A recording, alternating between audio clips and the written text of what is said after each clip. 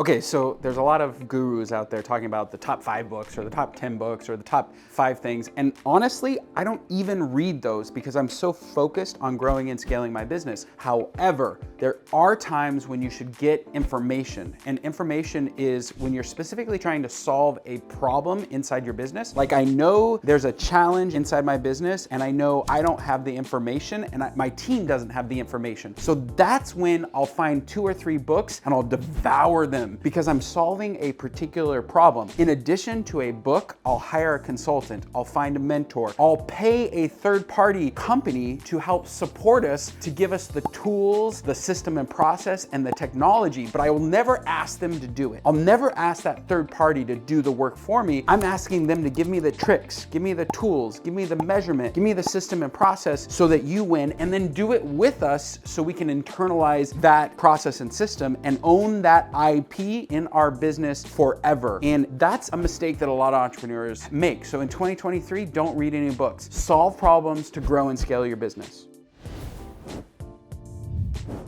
Not leading an award-winning football dynasty. And that's a $20 million a month operating business. The skills required for that, completely different than what you're at. That's the challenge, is that's good food for your brain and it's good, interesting, but it's entertainment. It's like business entertainment. And what you need is like, how do I go from here to 10 million? They don't write books like that. That's the fucked challenge of being an entrepreneur, is there isn't books that helps an entrepreneur go from 1 million to 10 million. There's a bunch of billionaire guys who ran 2 or 4 or $600 million companies that write these books, and you're supposed to somehow lead like they led. That's like saying I'm in a canoe and I'm gonna go out in the middle of the ocean. Like, it's not applicable. So then what do, right? Because you're an entrepreneur, you wanna learn and grow, and you're having all these challenges. The only thing that you can do is create a community. You've gotta get a community of mentors, and you have to have a community of people who are right next to you. I call them C buddies. C-suite, like if you're a CEO, you need a CFO. If you're a CEO in my business, I needed a CPO, a chief people officer. So you need C buddies, so people who are in locked arms, driving the business, they care as much as you do, and you're all trying to figure it out together, right? So that's number 1. You need a community. Number 2, you've got to have mentors, people who have done that shit before, like really grown and scaled from 1 to 10. The problem is everybody has an opinion, but opinions don't matter. Opinions are entertainment. Everybody has one, and they just don't simply matter. What you want to do is you want to find a mentor, maybe 2, maybe 3, who have mastered that particular area. Maybe you have a mentor in sales, you have a mentor in operations, you have a mentor in finance, you have a mentor in leadership. You create these mentorships where you serve them and they serve you. It's got to be a two-way street. This is an art. Getting somebody to pour into you is unusual. And all of these people are super successful. They usually are worth millions of dollars, and their time is so valuable. So you have to approach this as, I need a mentor. Here's what I'm willing to do for you. Would you be willing to help me? And having those conversations, best thing you can do to get mentors and help you grow and scale. So then the next thing is you have your team, your C buddies, then you have a mentorship, then you have to have 4 or 5 entrepreneurs who are willing to be accountability partners to you. So somebody in your world who's doing the exact same journey that you're on, and they are loving you and you're loving them, and you're supporting each other in your wins and also in your failures. I'll give you an example. One of my favorite people in the world owns a business. He called me this morning. One of his vendors is literally going bankrupt. It's gonna affect 780 of his employees. And he's like, holy moly, this is a big deal. These guys are just not talking to me. I don't know what to do. And he has significant downside because there's 780 employees that use this particular service. And so he and I were talking through, what's your downside risk? What's your upside? What should you be focused on right now? And he needed that person in his life to help him make decisions about what his actions are right now, because growing and scaling a business is the hardest thing you'll ever do. Being in service of other people, hardest thing you'll ever do. And it's important that you have people who can hold you accountable, who know your business story, who know your failures, who know what your challenges are and what your opportunities are, so you can bounce ideas off them. You have those 3 things, and now you have a successful formula for support. Then you need a therapist, then you need a coach, coach. You need somebody who's like helping you keep your mind straight, somebody who's in your head and helping you keep those shadows away, like the worst inclinations that we have because we're human. You need somebody who's supporting you in your heart space. I have a therapist, I have a spirit coach. Both of them add value to me in ways I can't even describe because it's helping me fight the demons that only I have so I can show up for my people and live extraordinarily for them, with them, and pour value into them. So now you have this emotional support place. Then I read, then I journal, then I have a good diet, then I'm working out on a daily basis. Being an entrepreneur, being in this fight, it's the most important thing. This is why I don't have the 5 most important books that you should read. You shouldn't read books. You should get this community around you so you can grow and scale.